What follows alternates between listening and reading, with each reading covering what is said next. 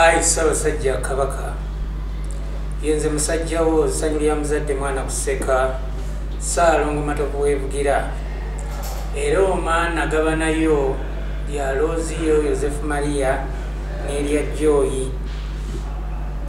Kitange muwonge njogerere ye yantabaaza okununula bajjajjange okubajja ku ttale mu bwawamala obuzaale.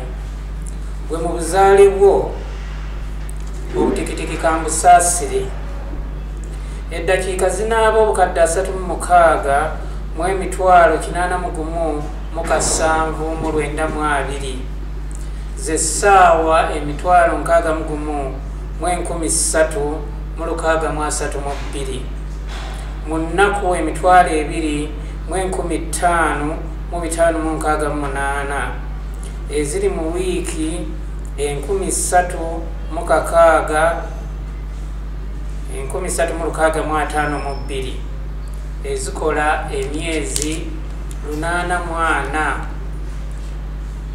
Akalimi bwe kanaakombawo epapapata onooba weetonye ku nsi emyaka 10 emirundi 7 gy'emyaka 7 emirundi 10.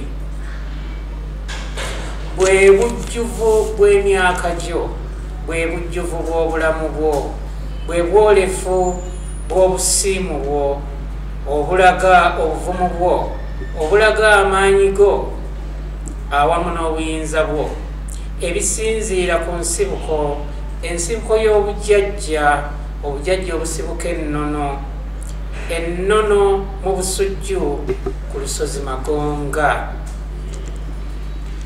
Gye tuddukira okunona ebiragiro ebiteeka amateeka agalambikirwa mu bulombolombo, obulombolombo obubimbirira empisa omukuumirwa olulimi n'obwakabaka anti bwe buwangwa bwaffe. Oyo ye kabaka waffe, oyo ly'essuubi lyaffe, oyo ly'essanyu lyaffe, oyo ye buwanguzi bwaffe, oyo kyekitiibwa kyaffe kye tuddiŋŋana olunnye nti kyava dda. Edda lye tuteekakasa wa we lyatandikira naddi we lyatandika. Wabula ekitiibwa ekitalina maanyi tekiba na buyinza. Kyokka ate awatali kitiibwa we wasiisidde amaanyi n'obuyinza, so nno amaanyi agalina ye gy'emyoyo egikyaliko ennyama ddala nga gikyali mu nnyama egirindiridde ekyatulo kye. Kale ne bwe kiba kisumattuko busumattuko nga takigenderedde, olwo obuyinza businziire kiryoke kifumbe mutuku. Olwo Sseggulu ligamba awo olugumenti buno bwe budde, kano ke kaseera, eno yessaawa okwebaza n'okusiima, okwambula n'okusiibula abeesige abataakuuma ndagaano, bannamukago abaaguvuma ate, abaayazikibwa akakomo ne bakalemera ate, kubanga ne bwe guba muggo n'ogulonda ate yagutema bwakukusaba lwaki okugaanira. Kale abagira mugire tugire nga tetunnagiribwa kuggwaawo. Mu myaka gino wajja nga 13 Ogwokuna ng'Owookusatu mu bucwa obwokubiri, so ne Thomas Jefferson yajja nga 13 Ogwokuna ng'Owookusatu mu bukulembeze bw'Abamerika. Omwana wa Katonda yeebagala endogoyi n'ayingira Yeruzaalemu mu mizira n'amatabi ng'agulumizibwa nti Ozanna, Ozanna, Ozanna. Ge mazaalibwago nga 13 Ogwokuna olw'amatabi ga leero. Mu nsanvu eno ge magezi ga Solomon kabaka ensanvu eno ge mawanga ga Noowa oluvannyuma lw'amataba. Ensanvu eno be bataka abakwasizaako Musa mu ddungu. Ensanvu eno era be balamuzi ku kkooti ya Musa. Ensanvu eno ate yeekubisibwamu emirundi 7 olw'okusaasira n'okusonyiwa.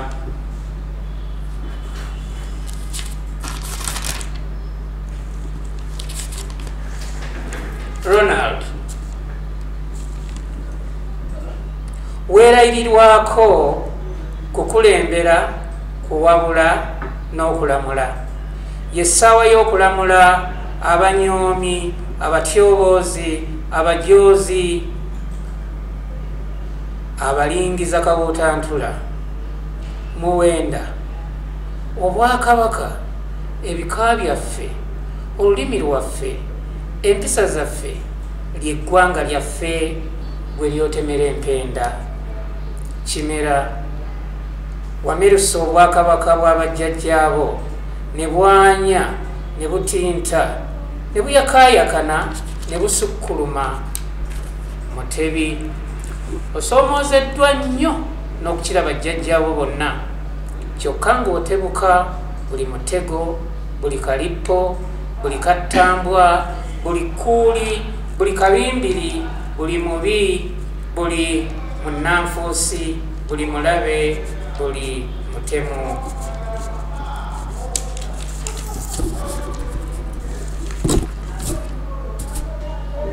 Ayi mbaffe, ayi kabaka waffe gutusinze nnyo nnyini, okukuwangazanga nga si kye kitutegeeza, okugunzagunzanga nga si kye tukwagaliza, okukumwenyezanga nga munda mayindu, okutyoboola n'okuweebuula obutukuvu bwo, n'osigaliza kwesiga oli gwe watikka obubaka nti olitulabira ku bikolwa byaffe nga twerabisa ffekka na ffekka. Naye kati ani gw'otulabye? Ani ateerabisizza? Awangaale omwana wa Mutesa owookubiri, muzzukulu wa Chwawa owookubiri.